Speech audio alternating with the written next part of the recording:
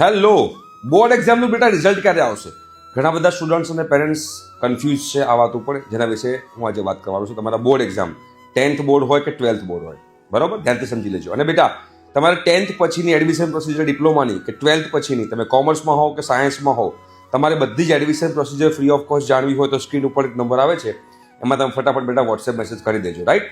Admission 2026 લખીને.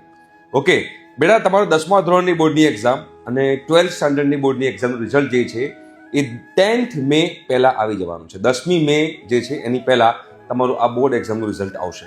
Because every year તમારા board એક્ઝામના result મેના ફર્સ્ટ વીકમાં આવતા હોય છે અને એના પછી તમારી જે ડિપ્લોમાની એડમિશન પ્રોસિજર જે છે એ 8 મેથી સ્ટાર્ટ થતી હોય છે. 12th પછી કોમર્સમાં GCASનું ફોર્મ ભરાવાનું સ્ટાર્ટ થઈ ગયું છે અને એન્જિનિયરિંગનું ACPCનું ફોર્મ પણ ભરાવાનું સ્ટાર્ટ થઈ ગયું છે.